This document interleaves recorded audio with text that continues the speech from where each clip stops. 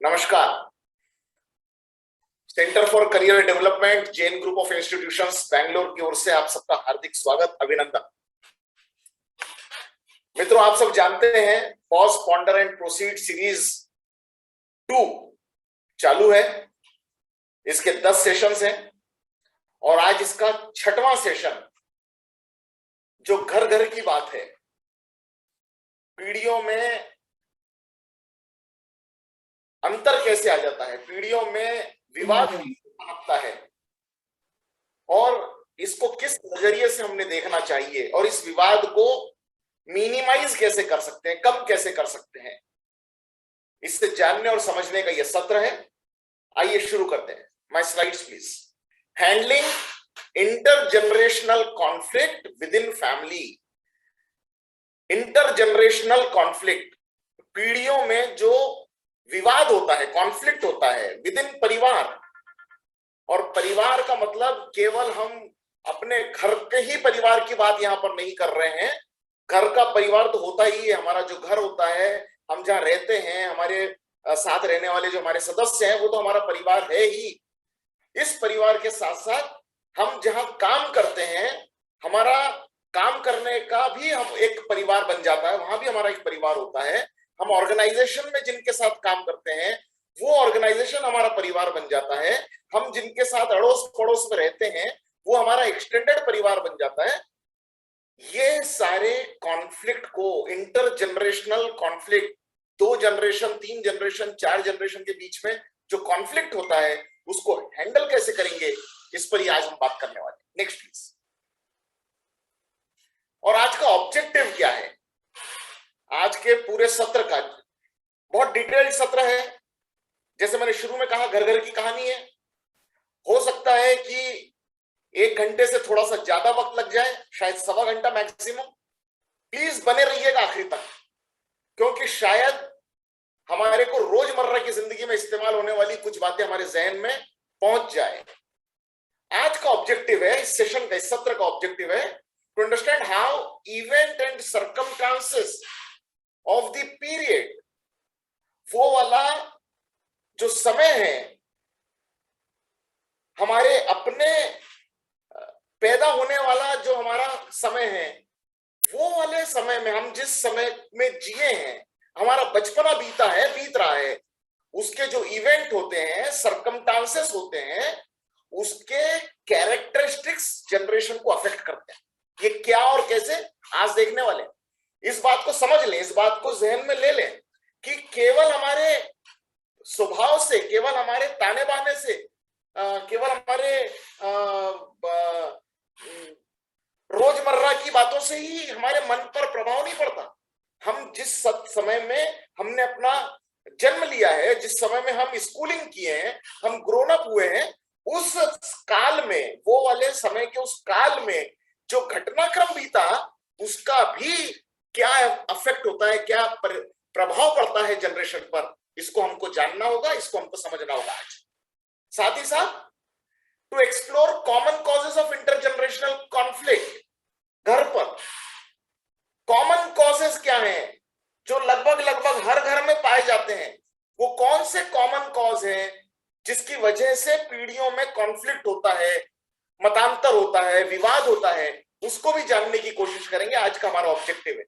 और अगर हम समस्या को जानेंगे तो बट नेचुरल है कि इसका समाधान क्या होगा। Way for managing conflict, conflict को मैनेज कैसे करें, और 2 जनरेशन के बीच में जो विचारों की भिन्नता है, जिसकी वजह से कॉन्फ्लिक्ट पैदा हो रहा, इसको, इस गैप को ब्रिज कैसे करें, इस गैप को कम कैसे करें ओल्डर और यंगर जनरेशन के बीच में, ये जानना आज के सत्र का objective. Next please. Why are people from different generations different? अलग अलग जनरेशन के लोग क्यों एक दूसरे से अलग रहते हैं, क्या वजह है? आइए देखते हैं। Next. Generation and age factor causing differences.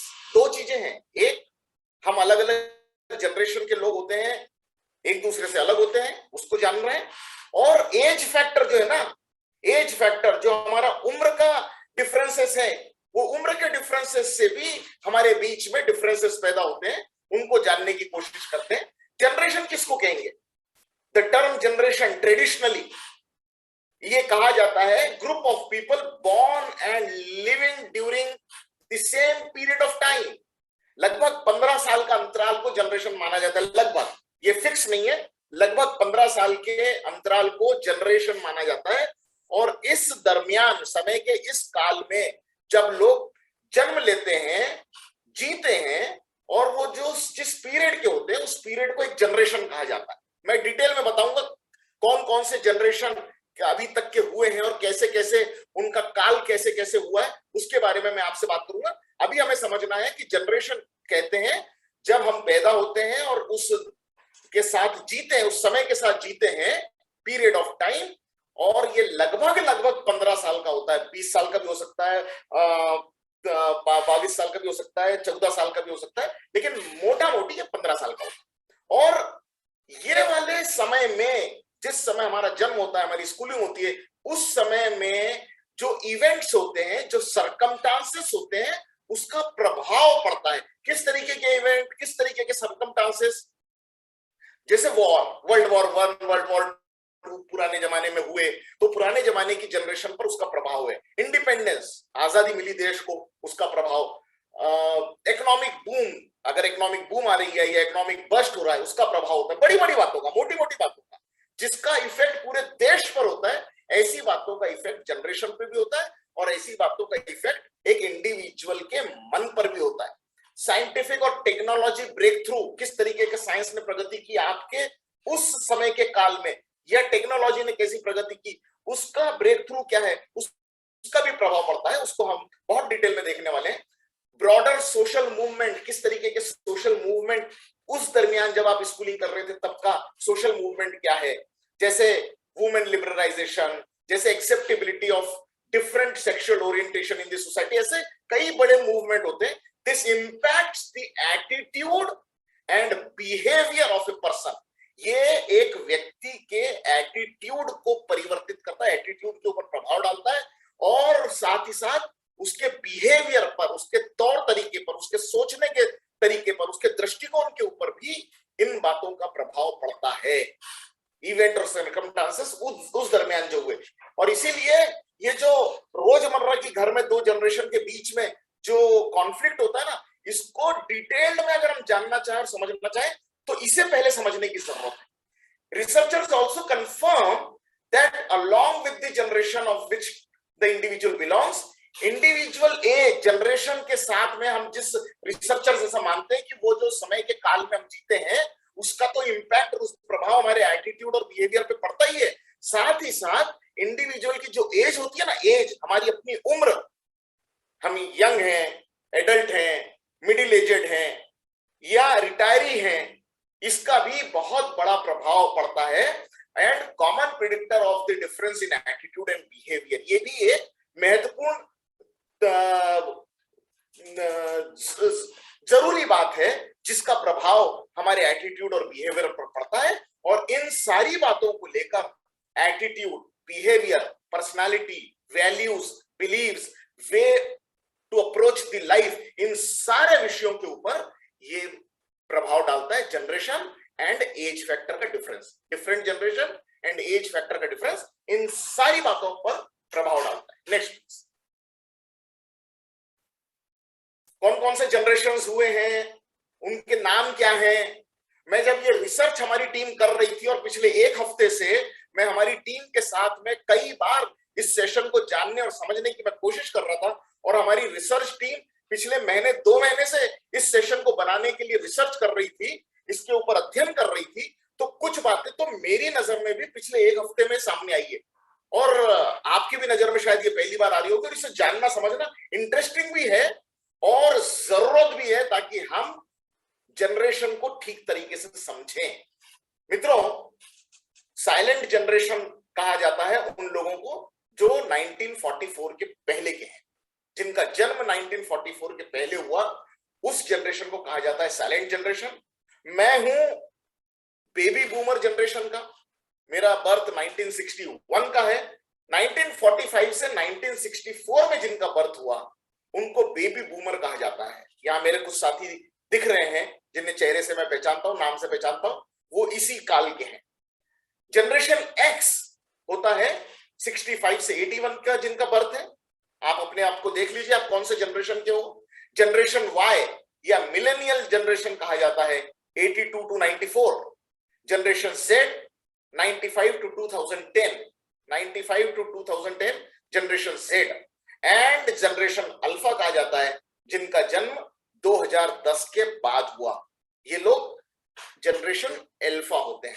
मुझे ऐसा लगता था कि मेरे परिवार में हम 3-4 पीढ़ी के लोग अभी रह रहे हैं, इस समय रह रहे हैं। मेरी माँ है, मेरी पीढ़ी है, मेरे भाई लोग हैं, मेरे भाई लोगों की वाइफ है, हमारे बच्चे हैं और उनके भी बच्चे होने शुरू हो गए। ऐसी ये 4 पीढ़ी, ऐसा मैं समझता था। लेकिन ये डेफिनेशन जब देखता हूं तो मैं देखता हूं कि 4 नहीं, हमारे घर में 5 जनरेशन रह रही है। इस तरीके से कई चीजों की क्लैरिटी हमें ही होती है जब हम डिटेल में कोई चीज को जानने और समझने की कोशिश करते हैं। तो मित्रों, ये अलग अलग जनरेशन है, ये जनरेशन के नाम है, ये उनका कालखंड है, उनका टाइमलाइन है।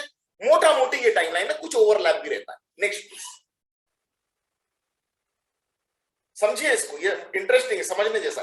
और वो मैं थोड़ी देर पहले कह रहा था, इवेंट और सर्कमस्टांसेस जनरेशन को प्रभावित करते हैं, उनके ऊपर इंपैक्ट डालते हैं, उनके एटीट्यूड और बिहेवियर को शेप अप करते हैं, मोटे मोटे इवेंट्स एंड सर्कमस्टांसेस। तो मित्रों, मैं आपको बताऊं कि इंडियन जनरेशन में अक्रॉस कौन कौन से मोटे परिवर्तन, बड़े परिवर्तन हुए हैं जिनका प्रभाव हमारी विभिन्न पीढ़ियों पर पड़ा है। कॉलोनियल रूल, अंग्रेजों का राज था, वो वाले राज को देखने वाले लोग भी हमारे घरों में मौजूद हो सकते हैं। मैं जानता हूं ऐसे लोगों को आज भी, जो अंग्रेजों का राज जिन्होंने देखा है, उन्होंने वर्ल्ड वॉर 1, वर्ल्ड वॉर 2 को भी देखा है, फ्रीडम स्ट्रगल देखा है, हमारी देश की आजादी को देखा। ये बड़े मूवमेंट है हमारे देश के, और हम इसको किस बैकग्राउंड में देख रहे हैं कि वो वाले मूवमेंट, वो वाले इवेंट, वो वाले सर्कमस्टांसेस जो हमारे एटीट्यूड और बिहेवियर को शेप अप करने की कोशिश करते हैं। मैं ये नहीं कह रहा राइट और रॉन्ग, शेप अप करते हैं, इससे हमारा एटीट्यूड और बिहेवियर बनता है, सोचने समझने का दृष्टिकोण बनता है। Formation of democracy and Republic state, हमें आजादी मिली, और आजादी मिलने के बाद हमें गणतंत्र मिला।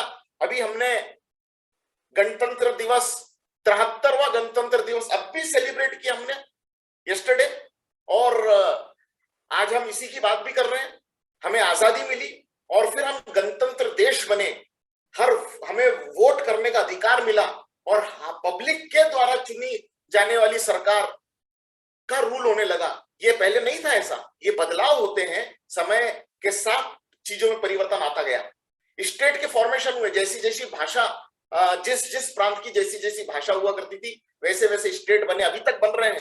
अभी भी स्टेट, नए स्टेट, कोई एक स्टेट बड़ा स्टेट होता है, उसके 2 या 3 टुकड़े हो जाते हैं, नए स्टेट बनते हैं।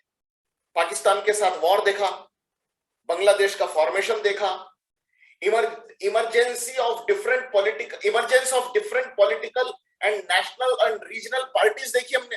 राष्ट्रीय स्तर पर पॉलिटिकल पार्टीज बनी, क्षेत्रीय स्तर पर पॉलिटिकल पार्टीज बनी, छोटी बड़ी बनी, बड़ी कोई बड़ी बन गई, बाद में बड़ी हो गई, कोई बाद में छोटी हो गई, ऐसे ढेर सारे परिवर्तन हमने देखे। इमरजेंसी का राज देखा, गवर्नर रूल देखा, कॉम्युनल राइट देखा। हमारी जनरेशन ने देखा ये सब कुछ, अनुभव किया है, जिया है इसके साथ। कॉम्युनल राइट, स्ट्राइक्स, बड़ी बड़ी स्ट्राइक्स देखी जिन्होंने इंपैक्ट किया हमारे देश पर, हमारे लोगों पर, हमारे लोगों के मन पर। मैं फिर कहना चाहता हूं कि हम जो जनरेशन में कॉन्फ्लिक्ट, बड़ी छोटी सी बात समझ लेते हैं कि ये आजकल के तो बच्चे कुछ सुनते ही नहीं, ये बात छोटी सी नहीं है। इसका प्रभाव कहां से आता है, वो सोर्स की बात हम कर रहे हैं। कैसे बदलाव आता है मन पर, कैसे हमारा एटीट्यूड और बिहेवियर शेप अप होता है। Increasing access to education and literacy, पहले शिक्षा के प्रति इतना शिक्षा के प्रति एक्सेस नहीं था। आज दुनिया भर की शिक्षा हमारे बच्चे पा सकते हैं, पा रहे हैं। Development of higher educational institutions, नए नए इंस्टीट्यूट्स बने हमारे देश में और बनते जा रहे हैं। ग्रीन रेवोल्यूशन हमने देखा, development of infrastructure and industries, बड़ी बड़ी इंडस्ट्रीज हमारे देश में हमने खड़ी होती देखी है, इंफ्रास्ट्रक्चर डेवलप होते देखे हैं, बड़े बड़े बांध बनते देखे हैं, बड़े बड़े ब्रिजेस बनते देखे हैं, हमने इसरो को ग्रो होते देखा है। हम पहले दूसरों से टेक्नोलॉजी पे अंतरिक्ष टेक्नोलॉजी पर हम दूसरों पर निर्भरित थे, अब हम स्वयं सक्षम हो रहे हैं इन सब बातों के लिए। डेवलपमेंट हो रहा है ये सब, और ये देख रही है ये जनरेशन। अलग अलग जनरेशन ने अलग अलग चीजें देखी है, कुछ चीजें पहले की जनरेशन ने देखी है, कुछ चीजें आज की जनरेशन देख रही है। डेवलपमेंट ऑफ सर्विस सेक्टर, कितना डेवलपमेंट हो रहा है सर्विस सेक्टर में, और ऐसा कहा जाता है कि आने वाले समय में सर्विस सेक्टर शायद सबको पछाड़ देगा। Development of information technology, IT का जमाना है, और अब तो लोग कह रहे हैं कि आईटी का जमाना भी पीछे हो गया, अब तो ये शायद पुरानी बात है, इससे भी आगे निकल गए हम। इंटरनेट की अवेलेबिलिटी हो गई है, जिससे पूरी दुनिया में मिनटों में, सेकंड में संपर्क में आ सकते हैं। आज आप और हम अपने अपने जगह पे बैठकर ये वाला जो सेशन भी एक दूसरे के लिए अटेंड कर रहे हैं, ये इंटरनेट के वजह से ही हो रहा है ये सारा। प्रिंट मीडिया डेवलपमेंट हमने देखा, प्रिंट मीडिया का, हाथ से पत्र लिखकर लोग समाचार पत्र हाथ से लिखकर निकालते थे, वहां से लेकर कितनी मॉडर्नाइजेशन आ गई है प्रिंट मीडिया में। Radio, television, computers, laptops, mobiles, ये सब कुछ आ गया है। एक समय था जब रेडियो से ही समाचार होते थे, पूरी दुनिया में क्या चल रहा सिर्फ रेडियो से जाना जाता था। विविध भारती पर न्यूज आती थी, उसके लिए इंतजार किया करते थे कि 8 बजे की न्यूज है, 9 बजे की न्यूज है, उसको सुनना है। टेलीविजन कितना सफल माध्यम हो गया है हर चीज का आदान प्रदान करने के लिए। कंप्यूटर्स, लैपटॉप्स, मोबाइल, स्मार्टफोन, अब तो मोबाइल भी पुरानी बात हो गई, स्मार्टफोन आ गए, टैब्स आ गए हैं। सोशल एंड डिजिटल मीडिया कितना प्रभाव डाल रहा है, कितना बड़ा प्रभाव है सोशल और डिजिटल मीडिया का हमारे जीवन के ऊपर, हमारे एटीट्यूड के ऊपर, हमारे बिहेवियर के ऊपर। And increase access to information starting at the early age for the new generation. कुछ लोग अभी इस जनरेशन में ऐसे हैं जिनके हाथ में ये सारी चीजें पैदा होते ही आ गई, वो भी प्रभाव डाल रहा है जनरेशन के ऊपर। ये सारी चीजें, ये सारे इवेंट, ये सारे सर्कमस्टांसेस प्रभाव डाल रहे हैं विभिन्न जनरेशन के ऊपर। इसको जानना और समझना जरूरी है। Next please. Generational difference and inter generational conflict. ये जो जनरेशन का डिफरेंस है ना, अलग अलग जनरेशन ने अलग अलग चीजें देखी है, अलग अलग चीजों को महसूस किया, अलग अलग चीजों का इम्पैक्ट हुआ है, और ये इंटर जनरेशनल कॉन्फ्लिक्ट की तरफ कैसे लीड कर रहा है। जैसे अभी हमने बहुत सारी चीजें अपनी पिछले स्लाइड में देखी, exposure to technology and social media, ये पॉज ही हो रहा है टेक्नोलॉजी के ऊपर और सोशल मीडिया का कितना बड़ा एक्सपोजर है, कितना जानकारी है लोगों को, कितनी जल्दी इसके प्रति एक्सपोज हो गए हैं। इकोनॉमी एंड गवर्नमेंटल पॉलिसीज, आज के समय में किस तरीके की इकोनॉमी है। अभी हम बोलते हैं कि हम 3 ट्रिलियन 5 ट्रिलियन इकोनॉमी की तरफ हम आगे बढ़ रहे हैं। गवर्नमेंट की वेरियस पॉलिसीज होती हैं, नई नई पॉलिसीज सामने आ रही हैं, और ये इम्पैक्ट करेगा कि नहीं करेगा? डेफिनेटली इम्पैक्ट करता है। पॉजिटिव करेगा, निगेटिव करेगा, वो अलग बात है, इम्पैक्ट कर रहा है, that is for sure. Globalisation 1992 के बाद में हमारे देश में पॉलिटिकल सीनियरों के माध्यम से ग्लोबलाइजेशन की शुरुआत हुई, और आमूलचूल परिवर्तन हो गया उसकी वजह से। और ये परिवर्तन, यही डिफरेंस, जनरेशनल डिफरेंस की ही हम बात जानने और समझने की कोशिश कर रहे हैं। ग्लोबलाइजेशन और उसके and exposure to the diverse culture because of globalisation. अब सिर्फ हम अपने देश तक ही सीमित नहीं है, पूरी दुनिया छोटी हो गई है, और ये डाइवर्स कल्चर का इम्पैक्ट भी हमारे ऊपर आने लग गया है, और उसका भी प्रभाव डाइवर्स कल्चर का भी हमारे ऊपर पड़ रहा है। Positive and adverse effect of growth and development. Growth हो रही है, डेवलप हो रहे हैं। नेचुरली अगर ग्रोथ होगी और डेवलपमेंट होगा तो उसके पॉजिटिव इंपैक्ट भी आएंगे, और कुछ ना कुछ उसकी कॉस्ट भी पे करनी पड़ेगी, उसके एडवर्स इफेक्ट को भी हमें सहना पड़ेगा, हमें झेलना पड़ेगा। और यही सारी चीजें प्रभावित कर रही है generation to generation. Environmental issues, environment बहुत बड़ा सब्जेक्ट बन गया है ग्लोबली। पूरी दुनिया में एनवायरमेंट के बारे में और नेचुरल रिसोर्सेस के ऊपर लोगों की जिज्ञासा, लोगों की जानकारी, लोगों का अवेयरनेस बढ़ गया है ये नई जनरेशन के लोगों में, क्योंकि उन्होंने भुगता है इन चीजों में, अपने अपने लाइफ टाइम में देखा है, समझा है, उसका इंपैक्ट जाना है। हम पुराने लोग नए जनरेशन के लोगों को जब देखते हैं, अगर हम ही कहीं पर कूड़ा कचरा करने लगे, कागज फेंकने लगे, तो हमारे हमारे अपने बच्चे हमको बोलते हैं कि ऐसा मत करिए, वो हमारे हाथ में दे दीजिए, अपनी जेब में रख लेते। करते हैं कि नहीं करते? This is the impact of the environmental issues. ऐसे ढेर सारी चीजें कि कितनी बातों के ऊपर हमें हमें मैं तो बहुत समय तक ये कार्बन डिपॉजिटरी होता क्या समझता नहीं था। बच्चों ने समझाया कि कैसे दुनिया में कार्बन एक्सप्लोड हो रहा है।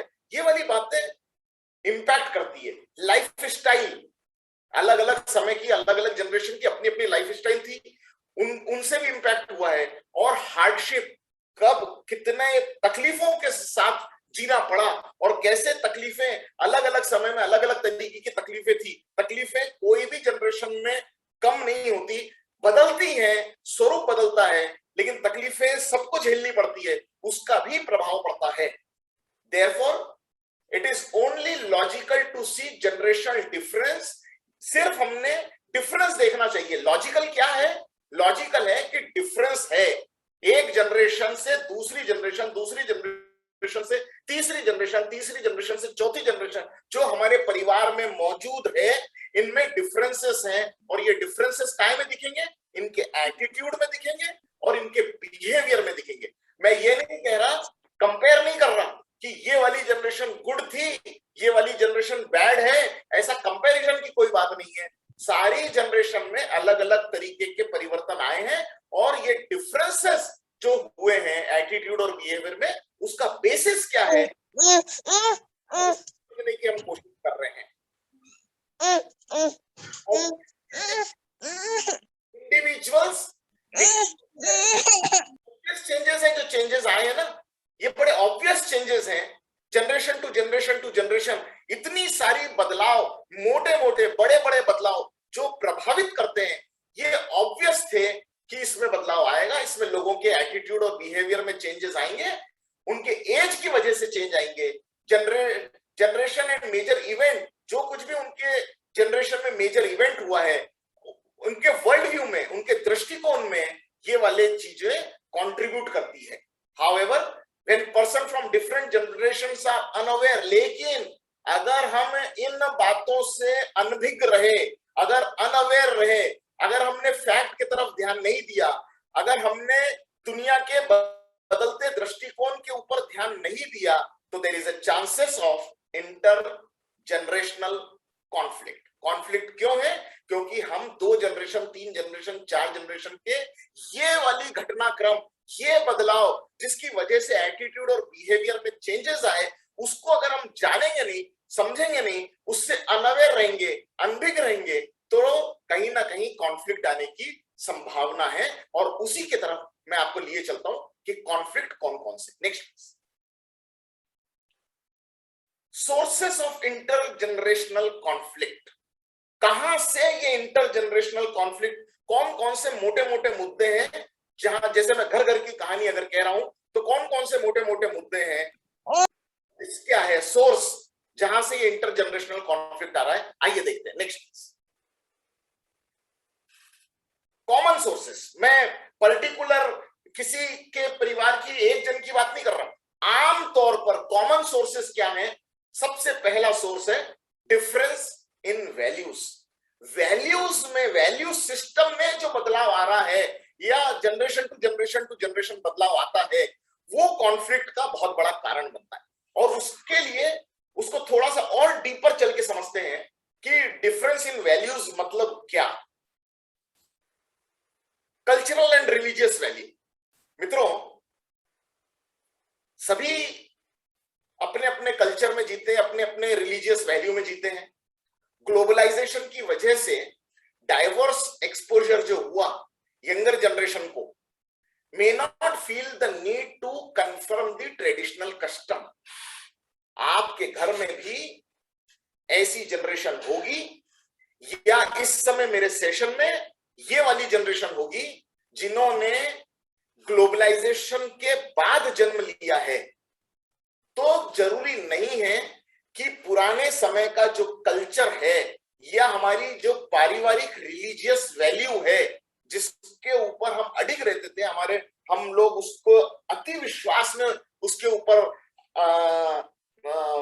अपना कंफर्मेशन रखते थे कि ये वाली चीज तो हमारे परिवार में चली आ रही है, पीढ़ियों से चली आ रही है और इसको फॉलो करना ही है, ऐसा जो मेरी जनरेशन सोचती थी, मेरे बाद की जनरेशन या ग्लोबलाइजेशन के बाद की जनरेशन जरूरी नहीं है कि वो कंफर्म करे कि ये सही में जरूरी है क्या, और यहां से कॉन्फ्लिक्ट पैदा होने की संभावना है। और ये ट्रेडिशनल कस्टम जिसको ये कंफर्म नहीं करते, अगर मैं कुछ उदाहरण देना चाहूं तो टाइप ऑफ फूड, खाना एक प्राइमरी चीज है और खाने को लेकर घर में कितने वाद विवाद और तितंबे होते हैं। हम अक्सर नए जनरेशन के बच्चों को वो जिस ढंग का खाना खाना चाहते हैं, उनका जो चॉइस है, उनका जो टेस्ट है, वो जो चीज पसंद करते हैं और हम जो चीज पसंद करते हैं as a mother, as a father, as a grandfather, as a grandmother, conflict का सोर्स है कि नहीं है? ये नए जनरेशन के लोग ये वाले हमारे जो पुराने ट्रेडिशंस हैं, ट्रेडिशनल फूड हैं, इसके प्रति वो जरूरी नहीं है कि वो वैसा ही रिस्पेक्ट और एक्सेप्ट करेंगे जैसा आपने कर लिया, या परफॉर्मिंग सर्टन रिचुअल्स, या घर में कुछ नियम है, कुछ परंपराएं हैं, कुछ मान्यताएं हैं अपने खुद के परिवार की, आपके परिवार में वो मान्यताएं और वो परंपराएं पिछले 10 साल से, 15 साल से, 25 साल से, 40 साल से चली आ रही हो। जरूरी नहीं है मित्रों कि वो नई जनरेशन के लोग भी उतना ही प्रगाढ़ता से और मजबूती के साथ में उन मान्यताओं के साथ, उन रिचुअल्स के साथ में वो भी एसोसिएट हो जाएं, ऐसा जरूरी नहीं है। And this is the cause of conflict with family members of older generation who strongly believe in this tradition. जो पुरानी जनरेशन के लोग ये वाली हमारे अपने घरों की परंपराओं के ऊपर बहुत ही मजबूती से विश्वास रखते हैं, वो नई जनरेशन के लोग जब उस बात को मजबूती से विश्वास नहीं रखते। मैं एक उदाहरण देता हूं आपको। आज भी मिलियनम जनरेशन, ये ग्लोबलाइजेशन के पहले की जो जनरेशन है, आपकी मेरी जनरेशन की मैं बात कर रहा हूं, जो लोग मेरी जनरेशन के लोग हैं, आज भी हम बड़ी उम्र के लोगों के पैर छूना, उनको चरण स्पर्श करना अपना तरीका मानते हैं, अपना ट्रेडिशन मानते हैं रिस्पेक्ट पे करने का। लेकिन मैं आपकी जानकारी के लिए बताऊं, नए बच्चे जरूरी नहीं है कि पैर छूना, चरण स्पर्श करना ही रिस्पेक्ट का कारण बनेगा। उम्र के प्रति अब रिस्पेक्ट कम होती जा रही है, उम्र से रिस्पेक्ट नहीं हो रही है, रिस्पेक्ट अब धीरे धीरे रिस्पेक्ट का कारण बन रहा है आपका नॉलेज, आपकी जानकारी, आपकी इंफॉर्मेशन, आपका रुतबा, आपका तौर तरीका, ये सोर्स बन गया है रिस्पेक्ट का। हमारे जमाने में रिस्पेक्ट का सोर्स हुआ करता था उम्र, जो धीरे धीरे शायद कहीं ना कहीं उसके ऊपर बदलाव आ रहा है, मैं देख रहा हूं उस बात को। ऐसे ढेर सारी चीजों के एग्जांपल्स मैं आपके सामने रख सकता हूं, लेकिन आप घर में कई चीजें महसूस करते होंगे दो जनरेशन में। मैं फिर कह रहा हूं, हम सोर्स ऑफ कॉन्फ्लिक्ट देख रहे हैं, इसके पहले हमने देखे कि क्या चीजें बिहेवियर और हमारे एटीट्यूड को इंपैक्ट करने की कारण क्या बने अलग अलग जनरेशन में। मित्रों, दूसरी बात वैल्यू, डिफरेंस इन वैल्यूज में मैं बोलना चाहता हूं, वैल्यू फॉर मनी। आपके मेरी जनरेशन के लोगों को या मेरे से भी पहले के जनरेशन के लोगों को मैंने देखा है, मेरे पिताजी को, मेरे दादाजी को, कि कितनी मेहनत करके वो लोग पैसा कमाते थे, और जो पैसा वो लोगों की बात कर रहा, मैं अभी अपनी बात नहीं कर रहा, 1 मिनट में अपनी बात करूंगा। वो लोग कितनी मेहनत करते थे, पैसा कमाते थे, और वो लोगों ने जो पैसा कमाया अपने ऊपर कभी खर्च नहीं किया, अपने ऊपर उन्होंने कभी खर्च नहीं किया, वो अगली जनरेशन के लिए रखते थे, क्योंकि उन्हें मालूम था कि कितनी मेहनत वो लोग कर रहे हैं, और इतनी मेहनत करके जो पैसा वो धीरे धीरे करके जमा कर रहे हैं, हमारे आने वाली जनरेशन को, हमारी पीढ़ी को, अगली पीढ़ी को इतनी मेहनत करनी न पड़े, इसलिए ये सारा पैसा उनके लिए रखते थे। आपकी मेरी जनरेशन क्या कर रही है? कुछ लोग मेरी जनरेशन से भी नए हैं, मैं उनको नहीं कह रहा कि आप मेरी जनरेशन के हो, लेकिन जो मेरी जनरेशन के लोग हैं, हम लोगों ने क्या किया? हम लोग कमा रहे हैं, जो बुजुर्गों से मिला वो भी अपने पास है, अपना भी कमा रहे हैं, हम थोड़ा सा नए विचारों के भी हो रहे हैं, बच्चों की खुशी की तरफ ध्यान भी दे रहे हैं, और थोड़े से खर्चीले भी हुए हैं, लेकिन फिर भी बच्चों को सीख यही दे रहे हैं कि हिसाब से खर्चा करो, देखकर खर्चा करो। लेकिन नए पीढ़ी के लोग कहते हैं कि किसके लिए रखना है। मैं आपको जानकारी देता हूं अपने परिवार की, अपने खुद के घर की मैं बात बता रहा हूं। मेरा बेटा मुझसे कहता है कि पापा आपने हमको पढ़ा लिखा दिया, पढ़ा लिखा के काबिल बना दिया, दिस इज इनफ, हमारे लिए और कुछ छोड़ने की जरूरत नहीं है, हम अब अपना कमा रहे हैं और अच्छा कमा रहे हैं, और इसीलिए आपने अपने कमाए हुए पैसे से अपनी जिंदगी के सारे लुत्फ ले लीजिए आप। ये जो डिफरेंस है सोच का, value for money, consumer culture आ गया है, ड्रास्टिकली चेंज हो गया है। इतना बड़ा कंज्यूमर कल्चर आ गया है, चेंजेस आए हैं पिछले 50 साल में। पहले इतने ऑप्शंस ही नहीं होते थे, इतनी चीजें ही नहीं होती थी जिनको खरीदा जाए। और आज के जमाने में एक चीज के हजार ऑप्शंस अवेलेबल हैं, हजार ऑप्शंस। और पहले की जनरेशन मिनिमलिस्टिक में, छोटी चीजों में, कम से कम चीजों में गुजर बसर कर सकती थी। हम लोग 5 भाई हैं। जब हम लोग स्कूल में पढ़ते थे, मैंने खुद ने अपनी आंख से देखा और आज तक याद है मुझे कि चूंकि मैं 5 भाई में सबसे बड़ा हूं, मैंने देखा है कि मैं साल 2 साल जो कपड़े पहनता था, मेरे छोटे भाई वही वाले कपड़े जब वो मेरे उम्र के हो जाते थे और मैं थोड़ा आगे निकल जाता था, वो कपड़े मेरे को छोटे होते थे, मेरे भाई मेरे वाले कपड़े पहनते थे। आज ऐसा पॉसिबल है क्या? आज माँ बाप अपने बच्चों को ऐसा पहनाएंगे क्या? दो बच्चे हैं, 3 बच्चे हैं, तो क्या एक दूसरे के कपड़े पहनाएंगे? कभी नहीं। हमने खुद ने जिया है।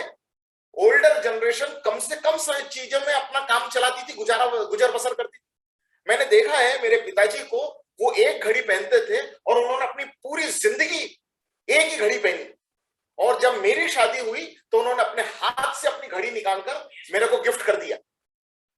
आज मैंने देखा है कि मेरे पास कम से कम 5-7 घड़ी है और मेरे बेटे के पास कम से कम 25 घड़ी है। कौन से सूट पर कौन सी घड़ी पहनना है, कौन से प्रोग्राम में कौन सी घड़ी पहनना है, ये इस तरीके का सेटअप होता है। ये सब कंज्यूमराइजेशन की वजह से हो गया है, और ये भी कई बार कॉन्फ्लिक्ट का कारण बनता है। मैं आपको एक बड़ी मजेदार बात अपनी खुद की बताता हूं। मैं 4-5 साल पहले की बात है, मेरा बेटा यूएस में रहता था, मैं यूएस गया और एक दिन शाम को हम कहीं घूम रहे थे, उसका दोस्त भी एक साथ में था। तो उसने कहा कि पापा मेरे को ये आइडिया नहीं था कि अपन ये शहर में घूमने आ गए और यहाँ पर ये वाला जो मेरा दोस्त है इसका आज बर्थडे है और आज रात को हम लोग एक बर्थडे पार्टी में जाने वाले, हम एक पार्टी ऑर्गेनाइज करें, वहां जाने वाले। तो मैं बोला अच्छी बात है, कोई बात नहीं है, हम तो अपना शाम का खाना वाना खा लिए, हम तो होटल चले जाएंगे, तुम जाना पार्टी में। तो उसने कहा कि उसके लिए मेरे को कुछ परचेजिंग करनी है। बोला क्या परचेजिंग करनी? बोले शूज खरीदना है। मैंने कहा शूज तो पहना हुआ है यार। नहीं, वो वाली पार्टी में जो ट्रू सूट में पहनूंगा उसके साथ जो शूज पहनना चाहिए वो ये वाले शूज नहीं है, ये शूज उस पार्टी को सूट नहीं करेंगे। और उसने नए शूज खरीदे, और शूज खरीदने के बाद 2 दिन बाद मैंने देखा कि वो वाला, जब हम वो होटल से निकल रहे थे, वो शूज वहीं छोड़ देना चाह रहा था, होटल में ही। मैंने कहा क्यों भैया क्या बात है, ये शूज अभी परसों तो खरीदे अपन ने। तो बोला बाबा वो हो गई ना, पार्टी हो गई, पार्टी के लिए खरीदा था, पार्टी हो गई, दी एंड, खत्म कहानी। ये वाले शूज मेरे पास, मेरे घर पर ये वाले शूज हैं। और वो वाले शूज आपको आश्चर्य लगेगा, to be very very honest from my heart, मैं, जो लोग मेरे स्वभाव से परिचित हैं, मैं बहुत ही ट्रांसपेरेंट तरीके से बात करता हूं, कोई चीज की लाग लपेट छुपा छुपी नहीं करता। मित्रों वो वाले शूज रैप करके मैंने मेरे बैग में रखे और मैं वहां से यहां इंडिया ले आया और मैं आज भी उन शूज को वापरता हूं। ये अभी वो जब देखता है तो वो चिल्ला चिल्ली करता है, और मैं जब उसको देखूं इस तरीके से खर्च करते हुए तो मैं उस पर भनकता हूं। तो ये जो कॉन्फ्लिक्ट है, ये नेचुरल कोर्स में आने वाला कॉन्फ्लिक्ट है, disagreement between the family members. और मैं वैल्यूज के बारे में एक बात और कहना चाहता हूं आपको, वो है रिलेशनशिप। शादी ब्याह के जो मामले होते हैं ना, यहां पर भी वैल्यू सिस्टम में बहुत चेंजेस आ गए हैं। Younger generation is often less particular about the factors like caste, religion in marriage as compared to the older generation. पुराने लोगों की बनिस्बत ये नए जमाने के जो लोग हैं, ये विवाह तय करने में जाति क्या है, धर्म क्या है, समुदाय कौन सा है, बैकग्राउंड क्या है, इसके ऊपर ज्यादा तवज्जो नहीं देता। और ये एक बहुत बड़ा सोर्स है कॉन्फ्लिक्ट का। घरों में विवाद का बहुत बड़ा सोर्स है। वो विवाद बाद में जाकर सलट जाते हैं, 2-5 साल के बाद में सब वापस एक का एक हो जाते हैं, वो अलग बात है, मगर विवाद तो होता है। मेरे पास में ऐसे सैकड़ों केस आते हैं मित्रों, जहां पर यह कहा जाता है कि मेरी बेटी बाहर के समाज के लड़के से शादी करना चाहती है, प्लीज उसको समझाइए। मेरा बेटा दूसरे समाज की लड़की घर लाना चाहता है, प्लीज उसे समझाइए। ये बोलने के लिए मेरे पास आने वाले मेरी उम्र के लोग हैं। वो यंग लोग कभी नहीं आते कि हमारे पापा को समझाओ, हमारे मम्मी को समझाओ, हमारे दादा को समझाओ, वो ये बोलने नहीं आते। ये पुरानी मेरी वाली उम्र के लोग, क्योंकि ये डिफरेंस है। नए लोगों में कोई फर्क नहीं पड़ता कि जाति क्या है, कोई फर्क नहीं पड़ता कि उनका धर्म क्या है, एज लॉन्ग एज उनका वेवलेंथ मैच करता है, उनकी आपसी कंपैटिबिलिटी मैच करती है, उनकी फ्रीक्वेंसी मैच करती है। Attitude towards marriage is changing drastically. जो विवाह के संदर्भ में जो सोच है ना, वो सोच में ही परिवर्तन आ रहा है। और ये विवाह संदर्भ के सोच का परिवर्तन भी बहुत बड़ा फैक्टर है परिवारों में आपसी जनरेशन में कॉन्फ्लिक्ट का। और बहुत सारे लोग तो मित्रों, मैं आपकी जानकारी के लिए बताना चाहता हूं, बहुत सारे लोग तो शादी करना भी जरूरी है क्या, इसमें भी क्वेश्चन मार्क लगा रहे हैं। क्या जरूरी है शादी करना? इज इट रियली नीडेड कि शादी करें? आपको आश्चर्य होगा अगर मैं कुछ बातें आपको बोलूंगा। मैं ऐसे ऐसे लोगों को जानता हूं, और यानी मैं एक शब्द अतिशयोक्ति का नहीं कह रहा, एक शब्द मैं अपने पास से लगाकर नहीं कह रहा, जो मैंने अनुभव किया वही मैं आपसे शेयर कर रहा हूं। मैं ऐसे लोगों को जानता हूं जिन्होंने शादी नहीं की, मगर बच्चे चाहते हैं कि बच्चा चाहिए, और एडॉप्ट करते हैं बच्चों को। हमें शादी नहीं करनी है, सिंगल रहना है, सिंगल पेरेंट बन के रहेंगे और बच्चा एडॉप्ट करेंगे। ऐसे लोग को मैं पर्सनली जानता हूं। और मैं ऐसे भी लोगों को जानता हूं जिन्होंने शादी कर ली, और शादी करने के बाद भी वो दोनों मिलकर तय कर रहे हैं कि हमको बच्चे नहीं चाहिए। ऐसे भी लोगों को मैं पर्सनली जानता हूं। और मैं जानता हूं का मतलब क्या है, मैं हो सकता है कि 2-4 केस ज्यादा जानता हूं, लेकिन आप भी इस तरीके के लोगों को जानते ही होंगे कि जहां पर ये वाली सोच और ये वाली विचारधारा हो रही है। साथ ही साथ आपने लिव इन रिलेशन के बारे में सुना होगा कि लिव इन रिलेशन चालू हो गया है, और इसको भी मान्यता मिल रही है, कानूनी मान्यता मिल रही है इसको। गे रिलेशंस, लेस्बियंस, ये कभी सोचा था क्या? ये जनरेशनल गैप्स हैं। और ये वाली आप विचार करिए ना, मैं डायरेक्ट ऐसा नहीं बोल रहा कि आपके घर में किसी को लिव इन रिलेशन करना है, आपको एकदम से डायरेक्ट ऐसा लगेगा कि हमारे बारे में कैसी बात कर। मैं आपसे कह रहा हूं, आपके किसी रिश्तेदार के घर में बात चल रही हो कि उनके बच्चे को लिव इन रिलेशन में रहना है, सोचिए बवाल मच जाएगा कि नहीं घर में, तूफान आ जाएगा कि नहीं घर में। और ये जो बवाल मच रहा है, ये जो तूफान आ रहा है, यही तो जनरेशन का कॉन्फ्लिक्ट है। और ये हम जिस जनरेशन से आए हैं और जिन बातों का इंपैक्ट हमारे मस्तिष्क पे, मन पे, दिल पे, हमारे ऊपर जिन बातों का गहरा असर है, समय के साथ में जो बदलाव आ रहा है, वो बदलाव में ये वाले असर कम होते जा रहे हैं। और ये वाली बात को समझने के लिए मैं एक टेबल आपको दिखाना चाहता हूं। आइए देखिए टेबल, एक बड़ा इंटरेस्टिंग टेबल है। Next please. Marriage rates by generation, नीचे से ऊपर देखेंगे अपन इसको। मैरिज रेट्स बाय जनरेशन, पहले लेफ्ट साइड का बता रहा हूं। साइलेंट जनरेशन, साइलेंट जनरेशन कौन सी बोली थी मैंने? 1944 के पहले के जो लोग पैदा हुए, उनमें से 18 से 33 साल के, ये डेटा अवेलेबल है इंटरनेट पर, मैंने वहीं से निकाला। ये मेरा क्रिएटेड डेटा नहीं है। मैं जब रिसर्च करता, स्टडी करता, मेरी टीम जब इसके अध्ययन में लगी रहती है, तो इस तरीके की काफी चीजें हम लोग सामने लाते हैं।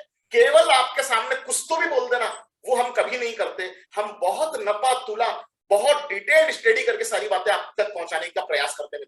तो 1944 के पहले की जो साइलेंट जनरेशन जिसका नाम था, उनमें 18 से 33 साल के लोग, उम्र 18 से 33 के बीच में जिनकी शादी हुई, ऐसा परसेंटेज कितना था? 64% लोगों की शादी हो गई थी। वही 45 से 64 में 49% हो गए। और वही मैरिज 18 से 33 के बीच में जनरेशन एक्स, मतलब 65 से 81, 65 to 81, 38%। देखिए घटते जा रहा है परसेंटेज। मैरिज का परसेंटेज जैसे जैसे जनरेशन आगे बढ़ रही है, 18 से 33 के उम्र की अभी मैं केवल बात कर रहा हूं, मैं उसके बाद दूसरी भी बात आपको बताऊंगा, लेकिन अभी 18 से 33। दूसरा कुछ पढ़ने की कोशिश मत करो, मेरे साथ साथ चलिए, मैं जो बता रहा हूं उसी की तरफ ध्यान दीजिए। 18 से 33 में 81 से पहले के बॉर्न लोग जो हैं 38% लोगों की मैरिज, और 1994 से पहले 82 से 94 मिलेनियम जनरेशन जिसको कहते हैं 28%। ऑफ कोर्स ये वाला जो डेटा मैं आपके सामने प्रस्तुत कर रहा हूं ये 2014 का डेटा है, 2021 का नहीं है। ये 6 साल 7 साल पुराना डेटा मैं आपके सामने रख रहा हूं। लेटेस्ट मेरे को जो मिला वो यही वाला डेटा था, लेकिन मैं एक दूसरा कैलकुलेशन आपको बता रहा हूं। राइट साइड वाला देखिए, ये वाला अभी मैंने जो बताया लेफ्ट साइड 18 से 33 के बीच में की मैरिज के बारे में मैंने बात, लेकिन अगर मैं कहूं कि शादी कर ली, किसी भी एज में की हो शादी, एज का अगर हम बैरियर हटा दें तो साइलेंट जनरेशन के 96% लोगों की शादी हुई। बूमर 64 के पहले वाले 90%, 81 से पहले के लोग 81%, और मिलेनियल जनरेशन मतलब 94 के पहले के लोग जिन्होंने शादी की वो 32%। अभी भी इनकी शादियां हो रही हैं और हो सकता है ये परसेंटेज कुछ और बढ़ जाए, मगर कितना भी बढ़ा तो 90% 80% आएगा कि नहीं आएगा क्वेश्चन मार्क है। मैं कहना ये चाह रहा हूं कि परिवर्तन कैसे आ रहा है, चीजें बदल कैसी रही है, सोच बदल कैसी रही है, और ये जो बदली हुई सोच है उसकी वजह से कॉन्फ्लिक्ट जनरेट होता है। जब हम ये देख रहे थे, स्टडी कर रहे थे, रिसर्च कर रहे थे, तो हमें डेटा अवेलेबल नहीं हुआ 95 टू 2010, यानी जनरेशन जेड का डेटा अवेलेबल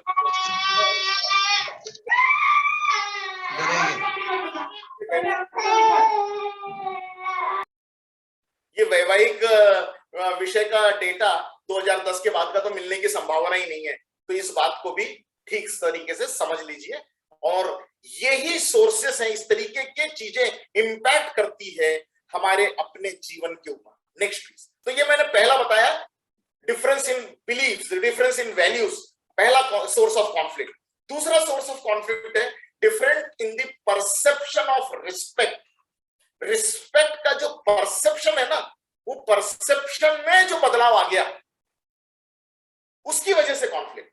पुराने जमाने में पहले के लोग अपने से जो बुजुर्ग लोग हुआ करते थे उनकी इंफॉर्मेशन और उनकी एडवाइस वो उनके लिए फाइनल वर्ड। बड़ी उम्र के लोगों ने कोई जानकारी दे दी मतलब उसकी जानकारी हमसे पक्की वाली जानकारी। क्यों ऐसा? आपने एक डायलॉग सुना होगा, अरे हमने धूप में बाल थोड़ी सफेद किए। यानी हमारी जानकारी कितनी पुख्ता है।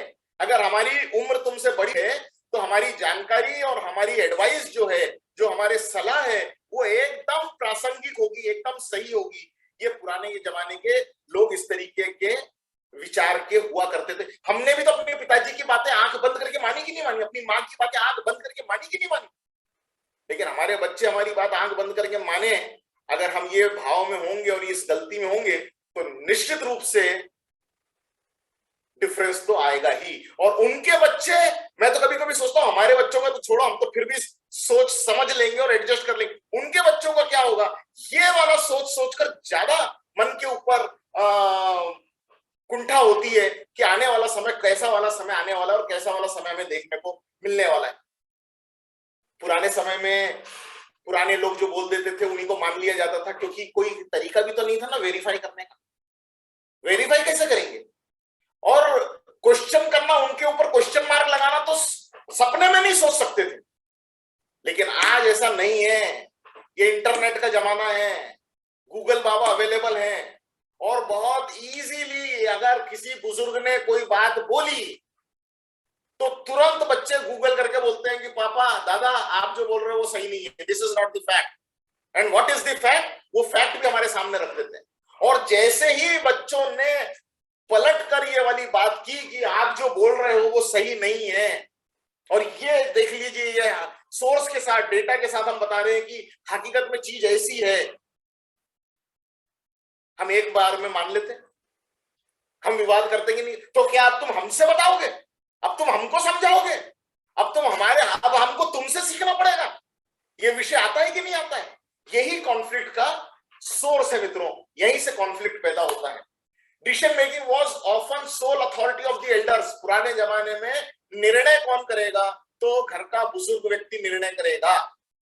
ये पुराने जमाने में ऐसा था इन द पास्ट। लेकिन आज के जमाने में डिसीजन लेना ये नीड ऑफ इंडिपेंडेंस हो गया है। अब हर व्यक्ति को आजादी है कि अपने विषय में वो खुद डिसीजन ले, and this is normal part of younger generation. लेकिन अनफेमिलियर है, ये नॉर्मल है नए जमाने के बच्चों के लिए, लेकिन अनफेमिलियर, हम लोग अनफेमिलियर हैं क्योंकि हम लेस टेक सेवी हैं, हम ज्यादा ट्रेडिशनल हैं, हम टेक्नोलॉजी को उतना ठीक से जानते नहीं, इसलिए सोर्स हमें पूरी तरीके से मालूम नहीं है। हम आज भी पुरानी परंपराओं और विचारधाराओं से बंधे हुए हैं और इसीलिए ऐसा मानते हैं कि हमारी बात को न मानना हमारा रिस्पेक्ट कम करना है, हमारे लिए डिसरिस्पेक्ट है, ऐसा हम मान लेते हैं। हमारे विजडम के ऊपर कोई क्वेश्चन मार्क लगा रहा है, हमारे समझ के ऊपर किसी को संशय है, ये हमारे समझ पर किसी का संशय कॉन्फ्लिक्ट का कारण बनता है। हम फाइनल डिसीजन नहीं ले सकते, हमारी जनरेशन के लोग, दादा फाइनल डिसीजन नहीं ले सकता, दादी फाइनल डिसीजन नहीं ले सकती, पिता फाइनल डिसीजन नहीं ले सकते। मेरे बेटी की शादी होनी है, फाइनल डिसीजन अकेला मैं ले लूं, मैंने तय कर दिया, हो गया? पॉसिबल है ऐसा? अगर फाइनल डिसीजन हम नहीं ले सकते तो कॉन्फ्लिक्ट का कारण बनता है। ये सोर्स है कॉन्फ्लिक्ट के। पहला सोर्स था डिफरेंस इन वैल्यूज और दूसरा सोर्स है difference in perception of respect. Next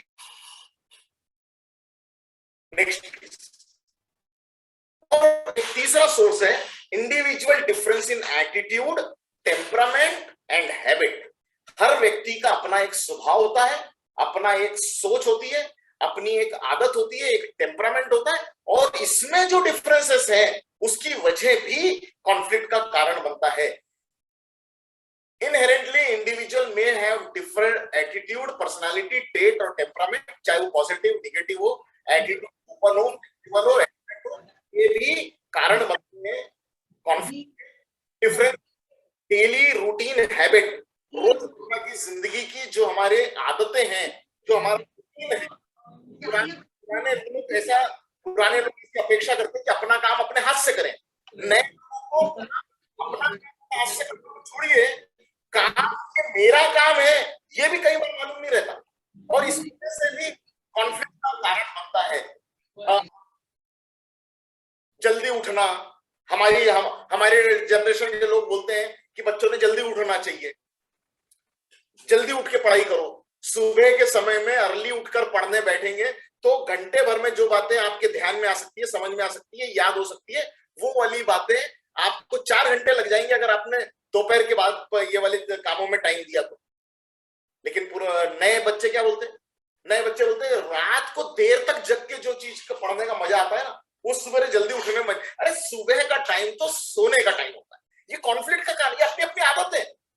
आपको आश्चर्य होगा, मैं पढ़ने जब बैठता हूँ, अभी भी मैं कभी कुछ किताबें पढ़ने बैठता हूँ और कहीं घर में कोई रेडियो वगैरह बजे, कोई म्यूजिक बज रही हो तो मेरे को डिस्टर्ब करता है। मैं मेरी वाइफ को बोलता हूँ कि वो जो गाने बज रहे हैं उसको प्लीज बंद करो, मेरे को पढ़ना है और एकाग्रता से पढ़ना है। और मैं देखता हूँ बच्चे कान में वो ईयरबड लगाकर म्यूजिक सुनते हुए पढ़ाई कर रहे हैं। एरिया ऑफ कॉन्फ्लिक्ट, अपना अपना स्वभाव, अपना अपना तरीका, अपना अपना दृष्टिकोण, अपनी अपनी आदतें, अपना अपना टेम्परामेंट। ये भी क्लीनलीनेस, पुराने जमाने के लोगों को सुबह उठने के बाद में आधे घंटे के अंदर नहा के तैयार हो जाएं, ऐसी आदत थी। आज के बच्चे शाम तक नहा रहे हैं। कब नहा रहे? 5 बजे शाम को नहा रहे। अरे ये कोई समय है नहाने का? लेकिन है, आदत है, स्वभाव है, और ये कॉन्फ्लिक्ट। अरे यार, ढेर सारी बातें, डिफरेंस इन हैबिट वगैरह। हम चाहते हैं बच्चे घर का खाना खाएं, सादा दाल चावल रोटी सब्जी खाएं, और बच्चे हैं कि बस यही चीज नहीं खाना, बाकी दुनिया की सब चीज खा सकते हैं। Conflict, area of conflict. Next please. तो ढेर सारी चीजें मैंने बताई आपको, कॉन्फ्लिक्ट कहां से पैदा हो रहा है, और ये तीनों जो सोर्स मैंने कॉन्फ्लिक्ट के बताए हैं, इनको एड्रेस कैसे, नेक्स्ट इनको एड्रेस कैसे करेंगे, अब हमने उसके तरफ भी जाना है ताकि हम एड्रेस के बारे में बात कर सकें। My next slide, please.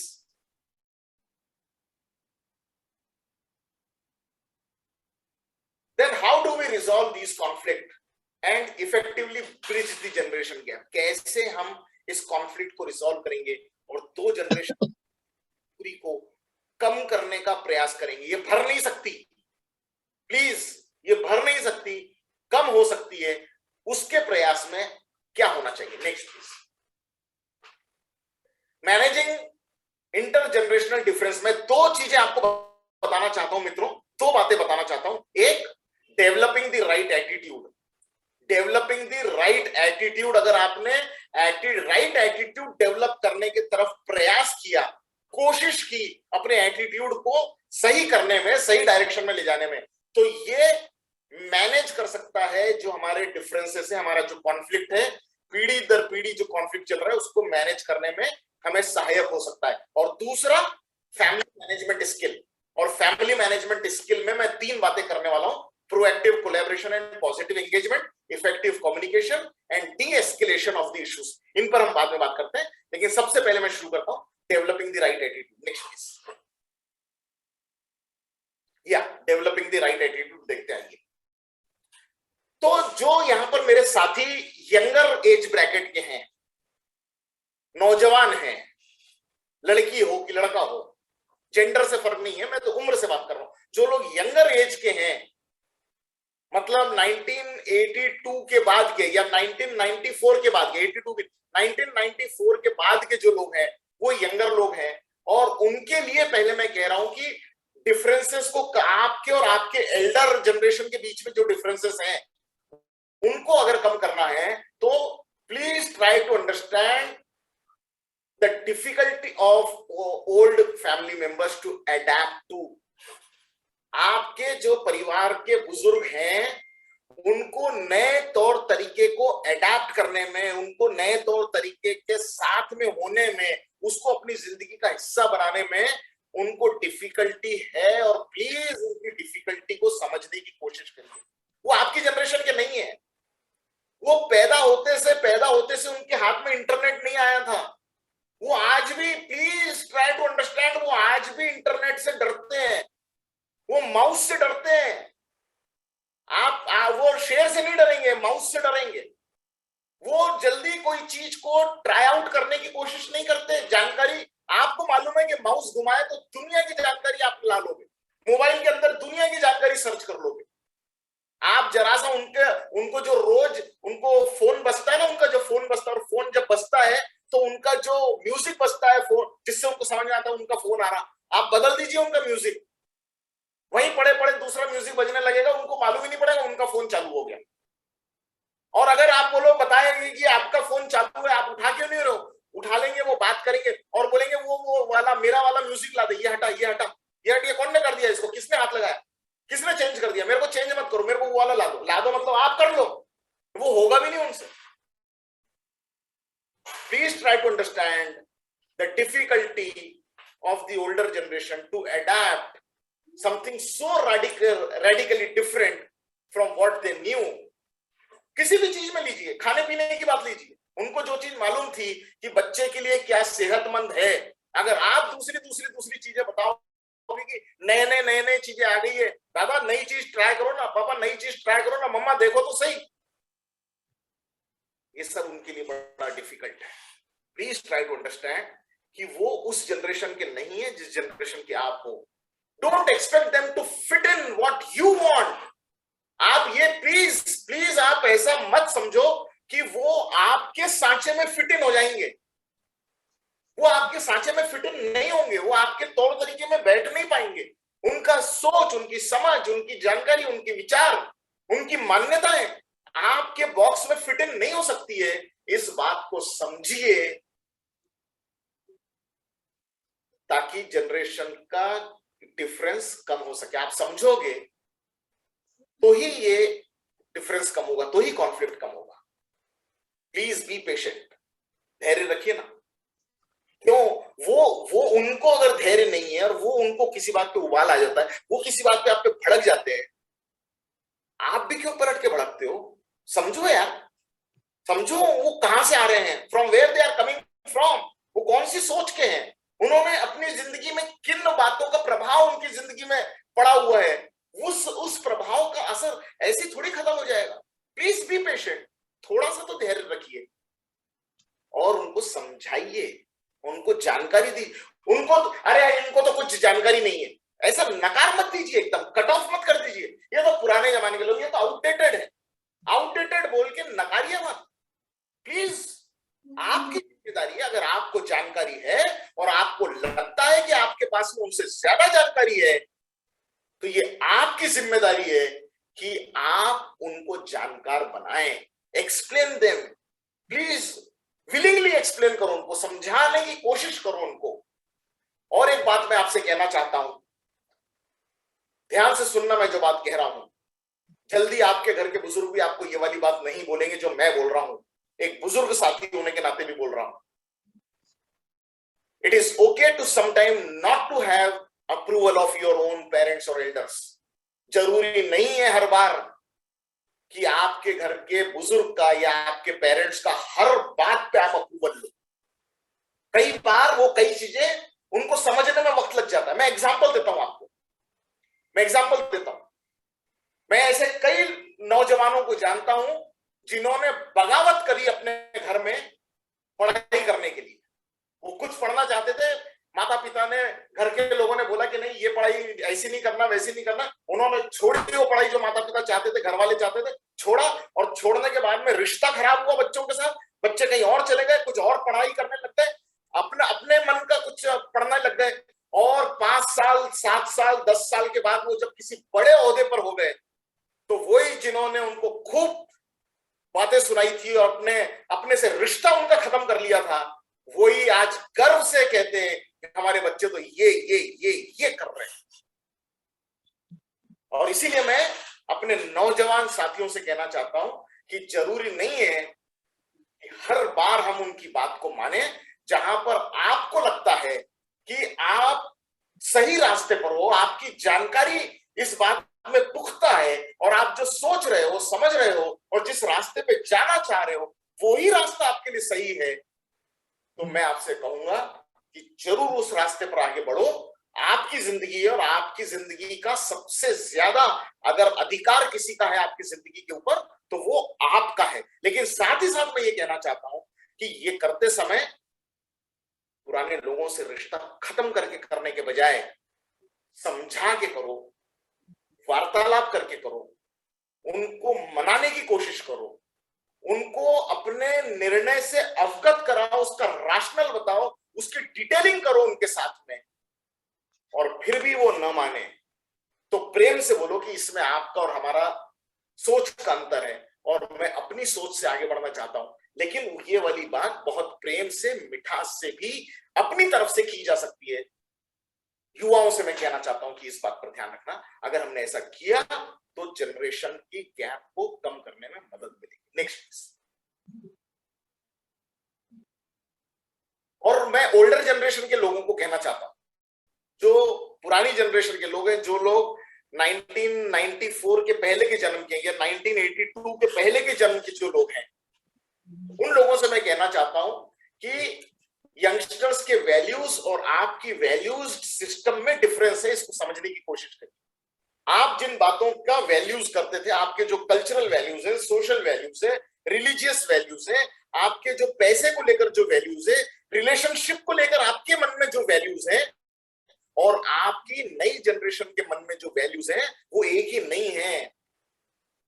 आप जिस नजरिए से सोच रहे हो, देख रहे हो, और वो जिस नजरिए से सोच रहे हैं, देख रहे हैं, उसमें फर्क आ गया है। और ये फर्क आने की बेसिक वजह है, और वो वजह है एजुकेशन, वो वजह है टेक्नोलॉजी, वो वजह है एक्सपोजर जो आपको नहीं मिला। आपके लिए आपके दिमाग की जो खुराक थी वो हर साल के 6 सब्जेक्ट की 6 किताबें हुआ करती थी। अपने बच्चे के दिमाग की जो खुराक है उसके लिए पूरी दुनिया का नॉलेज उसके फिंगर टिप पे अवेलेबल है। वैल्यू सिस्टम बदल गए हैं, कल्चरल सिस्टम चेंज हो गए हैं, दुनिया भर के जानकारी की वजह से, एक्सपोजर की वजह से आज यहां बैठकर अपने शहर में, अपने गांव में बैठकर अमेरिका में क्या चल रहा है और वहां किन चीजों की वैल्यूज हैं, वो यहां आज मालूम पड़ती है और लोग उसको जल्दी एक्सेप्ट करने की कोशिश में लग गए हैं। और बिकॉज ऑफ दिस हमारे बीच में जो कॉन्फ्लिक्ट है उसको प्लीज समझने की कोशिश करिए। और इसीलिए अगर आप किसी बात पे एग्री नहीं भी होते हैं तो भी उसको अंडरस्टैंड करो और अंडरस्टैंड करके एक्सेप्ट करने के मन बनाने की कोशिश करो। ऐसा मेरा विनम्रता से निवेदन है आपसे। दूसरा मैं आपसे कहना चाहता हूं कि एक्सपेक्ट मत करो कि वो आपकी आइडिया में फिट इन बैठे। जैसे मैं यंगर लोगों को बोल रहा था कि पुराने लोग उस सांचे में नहीं ढलेंगे, मैं आपसे कह रहा हूं कि ये यंगर जनरेशन के लोगों की जिंदगी अपनी है, ये उनकी जिंदगी है। और ये वाला डायलॉग कि हमारे जमाने में तो, ये सुनने के लिए कोई यंगर जनरेशन का व्यक्ति आपके पास में फटकेगा भी नहीं। आप बोलते बैठो अकेले बंद कमरे के अंदर, कुड़ते बैठो अकेले। और इसीलिए विनम्रता से आपसे निवेदन है कि प्लीज स्टॉप एक्सपेक्टिंग कि वो आपके लिए फिट होंगे। उल्टा होना चाहिए कि आपको उनके साथ फिट होने की जरूरत है।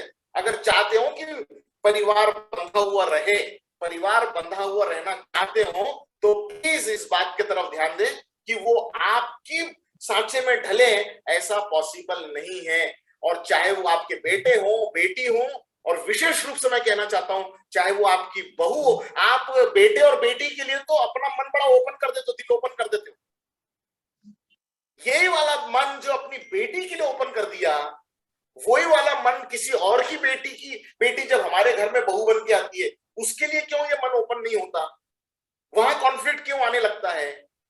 और इसीलिए मैं कहना चाहता हूं मित्रों कि प्लीज अपना मन बड़ा करिए और इसको अपने भी अंदर समावेश करिए, बजाय हम उनको फिट इन करने की कोशिश करें। बहू आएगी ना तो मैं सारी जिम्मेदारी उसको दे दूंगी और मैं फिर आराम करूंगी। क्यों?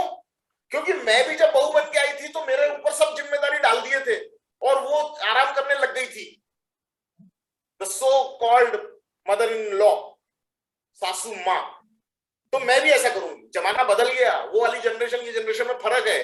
तुम पढ़ी लिखी नहीं थी, वो पढ़ी लिखी है। तुम पैसा नहीं कमा सकती थी, वो पैसा कमा सकती है। तुम्हारे पास में उतनी नॉलेज और इंफॉर्मेशन नहीं थी, उसके पास दुनिया की नॉलेज और इंफॉर्मेशन है। वो हमसे बहुत अलग है, वो हमसे बहुत आगे है। उसका रिस्पेक्ट करिए। इस बात की तरफ अगर हमने ध्यान दिया तो कॉन्फ्लिक्ट कम होने में मदद मिलेगी। Respect their choices and do not try to change them. उनको बदलने के बजाय हमें बदलना पड़ेगा। नए जमाने के बच्चों को खाना बनाना नहीं आता, हाँ नहीं आता, सिखाओ, सिखाना चाहिए। ये एटीट्यूड राइट एटीट्यूड है, बजाय ये बोलने के तुमको तो कुछ आता ही नहीं, तुम तो कुछ सीखे ही नहीं। हर घर की यही कहानी है, कोई बच्चा सीख नहीं रहा और कोई माँ अपने बच्चे को सिखा नहीं रही और नहीं सीख रहे और शादी हो रही है और जब जाते हैं दूसरे घर में तो वहां पर ये सारी चीजें करते नहीं आती। तो फिर पुराने जमाने के लोग बातें सुनाते हैं और बातें सुनाते तो डिफरेंस है, कॉन्फ्लिक्ट है। ये कैसे अवॉइड होगा? बजाय ये सोचने के कि उनको ये नहीं आता, वो नहीं आता, हमको ही बदलना पड़ेगा। Respect their choices. उनकी चॉइस क्या थी? एजुकेशन। उनकी चॉइस क्या थी? प्रोफेशनलिज्म। उनकी चॉइस क्या थी? नॉलेज। उसको रिस्पेक्ट करिए और don't try to change them. उनका टाइम, उनकी काबिलियत कई गुना ज्यादा है और उस बात का रिस्पेक्ट करना चाहिए। और जब तक हम ऐसा नहीं करेंगे कॉन्फ्लिक्ट रहेगा। और जिसने इन बातों पे ध्यान दिया, कॉन्फ्लिक्ट कम होगा। हमारे हाथ में है कॉन्फ्लिक्ट कम करना, राइट एटीट्यूड डेवलप करने की बात कर रहा हूं, पुराने जनरेशन के लोगों में भी और नए जनरेशन के लोगों में। Next please. Family management skill, 3 बातें इसमें बताने वाला हूं मैं आपको। Family management skill, next please. Younger generation के लिए positive collaboration and positive engagement. Younger generation के लोगों के लिए बोल रहा हूं, understand the strength and values of experience. जो पुराने लोग हैं ना, उनका जो अनुभव है, वो अनुभव की वैल्यू और उसकी जो स्ट्रेंथ है, वो पढ़े लिखे नहीं है मगर उनका सिक्स सेंस बड़ा स्ट्रांग रहता है। वो कोई भी चीज को देखकर भागते हैं और अगर उन्होंने कोई चीज आपको बोली, कोई चीज के बारे में वो टोक रहे हैं, कोई चीज के बारे में आपको सलाह देने की कोशिश कर रहे हैं, तो प्लीज सीक देयर एडवाइस। उनके व्यूज की तरफ ध्यान दीजिए। एक बार तो उस पर विचार करिए। जरूरी नहीं, मैं फिर कह रहा हूं यंगर जनरेशन के लोगों को जरूरी नहीं है उनकी बात मानना, लेकिन विचार तो करिए। वो जब कह रहे हैं कोई चीज को सोचने के लिए, तो एक बार तो विचार करिए। और विचार करने के बाद में अगर आपको लगे कि नहीं, फिर भी आप जो सोच रहे हो वो ठीक है, तो मैं आपसे कहना चाहता हूं कि प्लीज वक्त निकालिए अपने परिवार के बुजुर्गों के साथ में बैठने के लिए, उनके साथ बतियाने के लिए, उनके साथ बात करने के लिए, ताकि उनको भी मौका मिले कि वो आपको भी अंडरस्टैंड कर सकें। अगर आप वक्त ही नहीं दोगे उनको, और इनको तो कुछ मालूम नहीं है, ये तो आज के जमाने के नहीं है, इनको तो आज का कुछ समझता ही नहीं है, ये तो आउटडेटेड है, ये तो हमेशा बोलने का ही काम करते हैं, ये हमेशा ही बड़बड़ाते रहते हैं, ये हमारे पीछे ही पड़े रहते हैं। ये सब करके अगर आप उनको डिस्कनेक्ट करने लगोगे, आप उनसे दूरी बनाकर रखोगे, तो फिर वो समझेंगे कब? और उनको समझाएगा कौन? आप नहीं समझाओगे, घर के मेंबर होकर अगर आप उनको नहीं समझाओगे, आप उनको ये सब जानकारी नहीं दोगे, तो उनको जानकारी मिलेगी कहां से? It is your responsibility to take out the time उनके लिए। और फिर मैं कहना चाहता हूं कि उनसे खुला संवाद करिए, हैव ए ओपन कन्वर्सेशन, और उनको दुनिया कैसे बदल रही है ये उनको बताइए, ये उनको समझाइए, उनको दिखाइए टैब के ऊपर और मोबाइल के ऊपर गूगल कर करके बताइए कि कहां क्या चल रहा है, और ये जो इस समय आप बोल रहे हो ये कैसे सही नहीं है और क्या सही है, उनको निकाल कर बताइए ना, सोर्सेस ला ला कर बताइए। अभी मैंने आपको कुछ बातें बताने के लिए सोर्स निकाले ना, मैंने आपको जानकारी दी पिछले 50-100 साल की, तो वैसे कुछ सोर्सेस निकाल के ऑथेंटिकेट इंफॉर्मेशन उनके सामने अगर आप रखोगे, तो निश्चित रूप से उनकी दुनिया में क्या चल रहा है उसकी समझ आएगी। और लास्टली मैं कहना चाहता हूं, पिक योर बैटल। जो चीज आपको मायने है रखती है आपके लिए और उसमें वो नहीं मान रहे हैं, तो प्रेम से अपनी बात के ऊपर अड़े रहें, अपनी बात पर आगे बढ़े। आपकी करियर की चॉइस, करियर की चॉइस में जरूरी नहीं है कि उनको करियर के बारे में मालूम है, उनको तो बड़ी थोड़ी सी जानकारी है करियर के बारे में। आज के इस नए जमाने के कोर्सेस के नाम तो छोड़ो, उस कोर्स में एडमिशन लेने की प्रणाली क्या है, प्रक्रिया क्या है, तरीका क्या है, ये भी नहीं मालूम। आप अपने तरीके से आगे बढ़ो, लेकिन उनको अपडेट करके, उनको बताकर। और कोई चीज में जिसमें आपको लगता है कि उनकी बात मान लेने में आपको फर्क नहीं पड़ता, तो मान लो यार। फिर वो वाली, मैं उदाहरण देता हूं, आज के जमाने में मैंने देखा है कई यंगस्टर्स को कि जूता चप्पल पहने पहने ही वो भगवान के मंदिर को हाथ जोड़ देते, कोई फर्क नहीं पड़ता नए नए लड़के लड़कियों को। कि मैं सुबह मॉर्निंग वॉक में जाता हूं, मैंने देखा जूते चप्पल उतारती नहीं, बिना उतारे में हाथ जोड़ देते मंदिर में खड़े, यार अच्छे से प्रदक्षिणा वगैरह सब कर लेते मंदिर की, जूते पहन के। अभी मान लो कोई बुजुर्ग ने बोला कि भैया जूते खोल के भगवान का हाथ जोड़ दो, इससे अगर आपको कोई विशेष फर्क नहीं पड़ता तो मान लो उनकी बात। मैंने कई लोगों को देखा, वो सैनिटाइजर डाल देंगे हाथ में और खाना खाने बैठ जाएंगे। मेरे को तो समझ में नहीं आया कि ये हाथ में एक्स्ट्रा कुछ और लगा के फिर खाना रोटी को वो हाथ में कुछ लगा, वो उससे रोटी को हाथ लगा देंगे। मेरे जैसे बुजुर्ग आदमी के दिमाग में तो ये बात ही नहीं बैठती। तो अगर मैं बोल रहा हूँ कि भैया हाथ धो ले यार, साबुन से हाथ धो ले, साबुन से नहीं धोता तो पानी से धो ले, और आपको इससे बहुत फर्क नहीं पड़ता, धो लो यार, हाथ धो लो, मान लो उनकी बात। प्लीज कोशिश करके देखिएगा, विवाद कम होंगे। नेक्स्ट इज ओल्डर जनरेशन के लिए कुछ पॉजिटिव कोलैबोरेशन बता रहा हूं। Learn the technology. पुराने लोग हो, बुजुर्ग हो, उसका यह मतलब नहीं है कि टेक्नोलॉजी हम सीख नहीं सकते।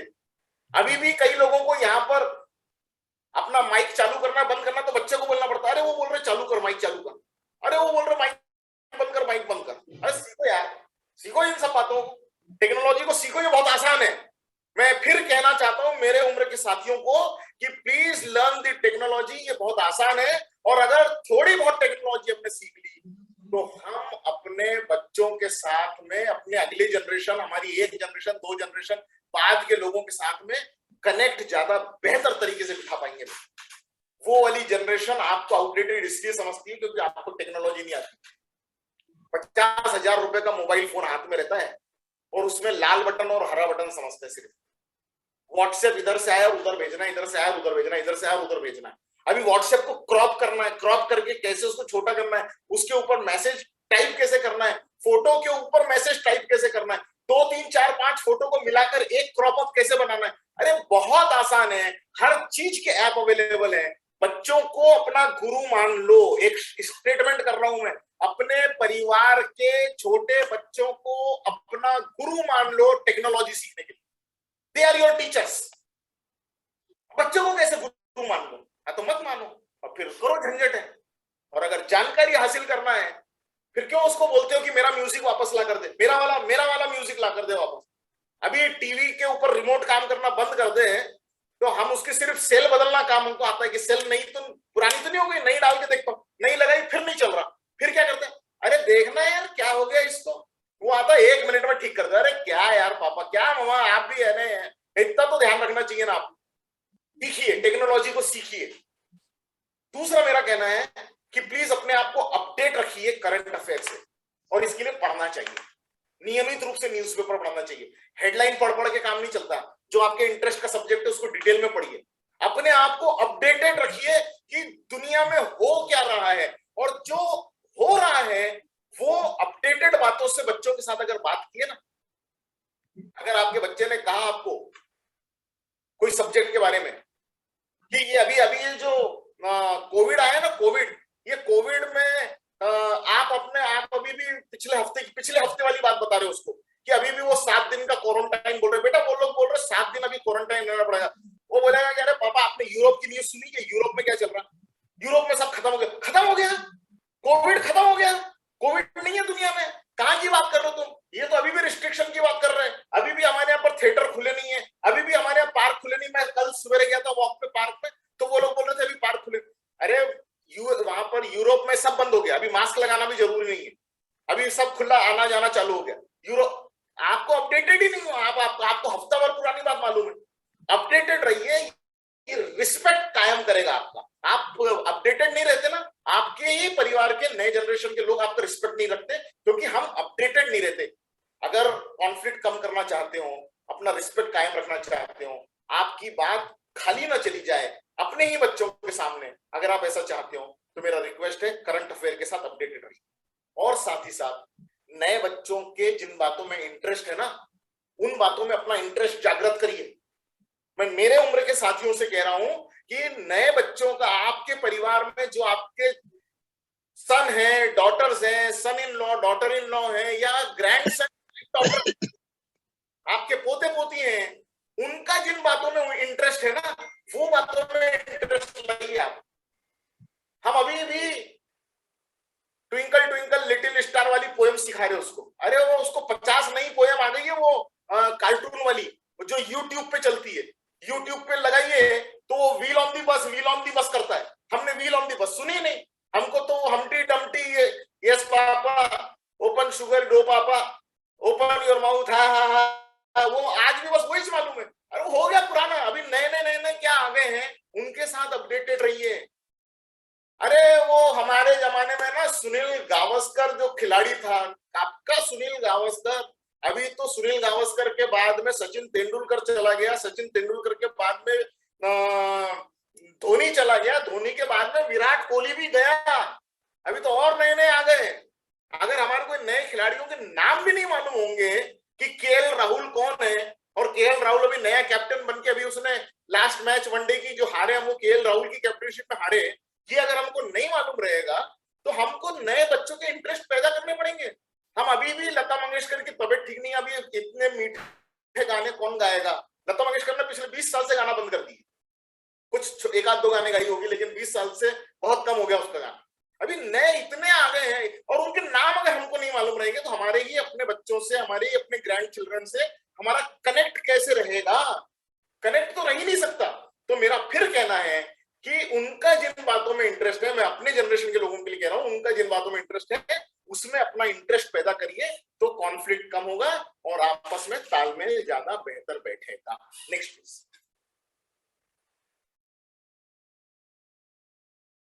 एक एक्टिविटी सजेस्ट कर रहा हूं आपको, घर में 3, 4, 5, 6 लोग हों तो ये एक्टिविटी करिएगा। मैं मेरे घर में ये वाली एक्टिविटी मैं हर 6 महीने में एक बार करता हूं, और वो एक्टिविटी क्या है कि टोटल 20-25 मिनट की एक्टिविटी है।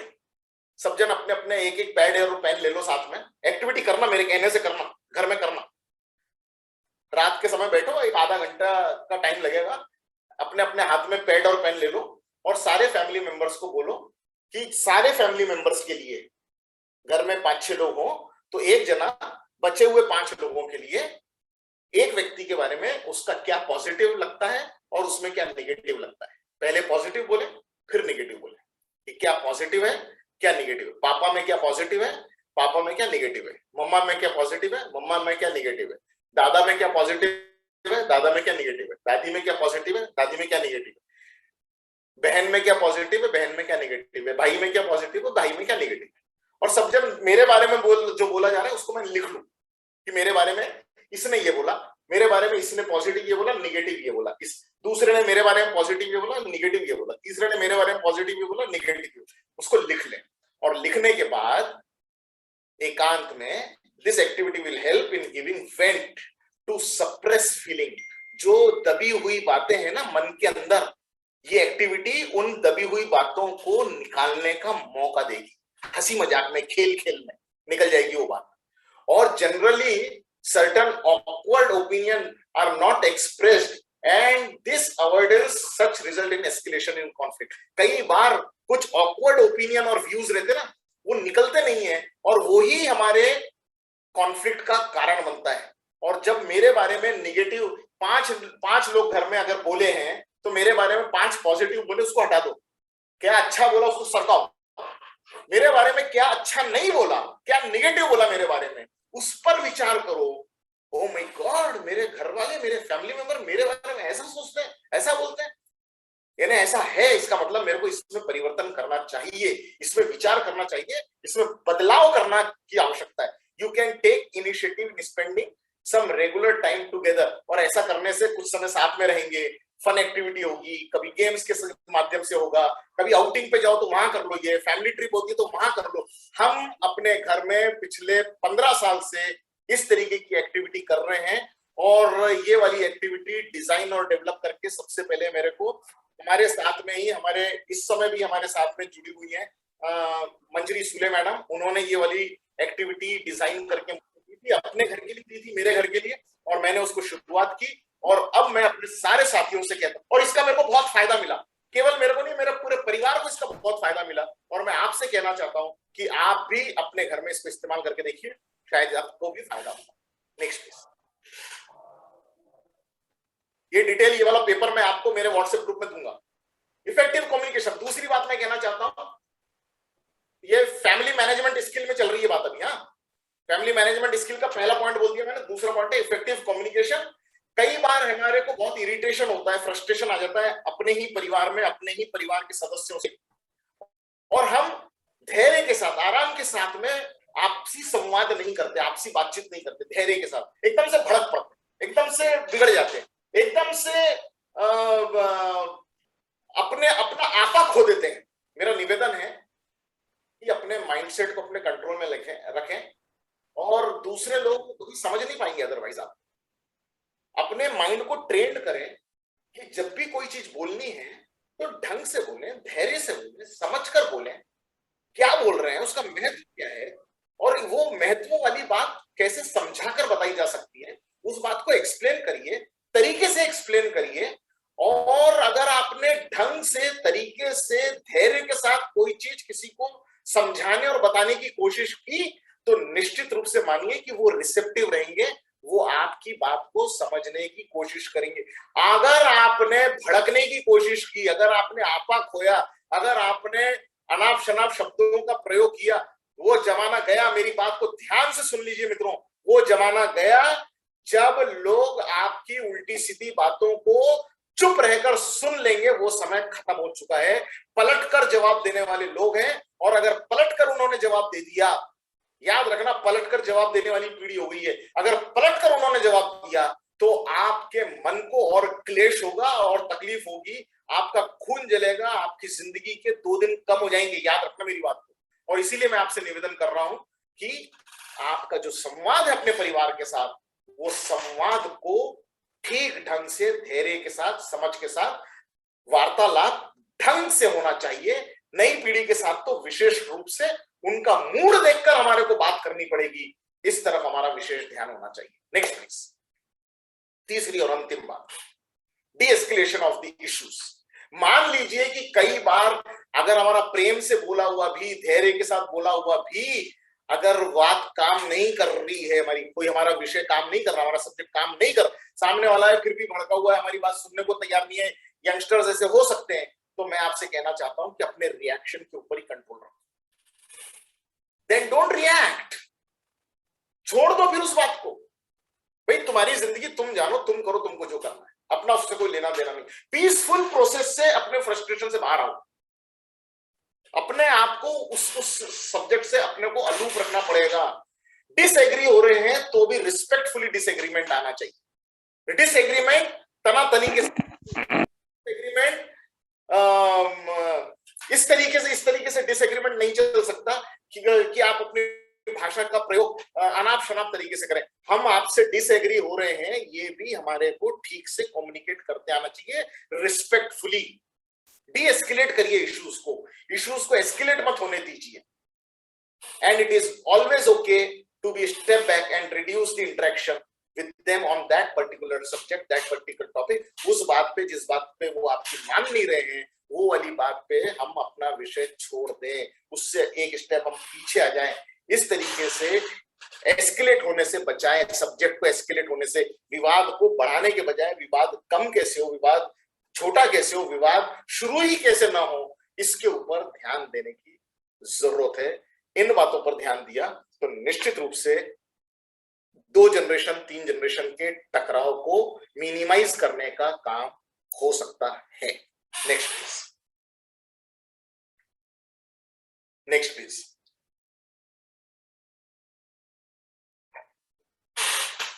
2 टूल हम आपको दे रहे हैं। एक पर्सपेक्टिव वर्कशीट हम आपको देने वाले हैं। जो लोग मेरे व्हाट्सएप ग्रुप से जुड़े हुए हैं, मैं फिर ये वाला मौका दूं, जो लोग मेरे हमने व्हाट्सएप ग्रुप बनाया है, प्रफुल्ल पारक सेशन नाम का एक व्हाट्सएप ग्रुप है। वो व्हाट्सएप ग्रुप से जो लोग जुड़े हुए हैं, ये दोनों शीट हम उनको देने वाले हैं। आज का ये पीपीटी देने वाले हैं और 2 दिन के बाद में मेरा ये आज का जो लेक्चर है इसका रिकॉर्डिंग भी देने वाले। 4 चीज देने वाले, 2 शीट, ये टूल वाली 2 शीट देने वाले हैं, आज की ये पीपीटी देने वाले हैं और मेरा आज का सेशन का रिकॉर्डिंग ये देने वाले हैं। जो लोग मेरे व्हाट्सएप ग्रुप से जुड़े हैं, प्रफुल्ल पारक सेशन। जो लोग नहीं जुड़े हैं वो प्लीज मुझे एक मैसेज डालिए, मैं आपको एक लिंक भेजूंगा, वो लिंक को क्लिक करिए, आप जुड़ जाएंगे। जो लोग नहीं जुड़े हैं उनको एक लिंक लगेगी और वो लिंक मेरे पास से मिलेगी। एक मैसेज डालिए, आप जुड़ना चाहते हैं मेरे ग्रुप से, मैं आपको दूंगा। क्या दे रहा हूं आज? Prospective worksheet. एक वर्कशीट हम देने वाले हैं और उस वर्कशीट में कौन कौन से सब्जेक्ट पर कॉन्फ्लिक्ट होता है, कितनी बार होता है, उसकी फ्रीक्वेंसी क्या है, कॉन्फ्लिक्ट कौन से सब्जेक्ट पर हो रहा है वो लिखना है आपको। फ्रीक्वेंसी कैसे, कितनी बार होता है, एक दिन में कितनी बार होता है, हफ्ते में कितनी बार होता है, महीने में कितनी बार होता है, वो लिखना है। फिर आप कौन सा तरीका आपने इस्तेमाल किया उसको कम करने का, मिनिमाइज करने का, और कैसे वो इफेक्टिव हुआ, ये तरीके की एक वर्कशीट हम आपको देने वाले। इस्तेमाल करिएगा, आपकी जिंदगी में सौहार्द आएगा। दूसरा, express yourself and develop understanding activity.